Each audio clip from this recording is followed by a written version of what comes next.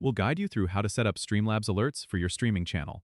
If you find this helpful, consider subscribing and liking the video. First, open your web browser and go to the Streamlabs website. Log into your account, and once you're on the dashboard, look on the left side menu and click on Alert Box. This is where you can create and customize alerts for things like new followers, subscribers, donations, and more. Now, you'll see several tabs at the top like General Settings, Follows, Subscriptions, and Donations. Each tab allows you to customize the alerts for that specific action. Let's start with Follows. Click on the Follows tab or click Add if you don't have, and you'll see options to change the layout, animation, and sound of the alert.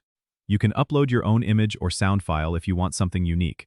Make sure to adjust the text settings to fit your style. You can choose the font, color, and size.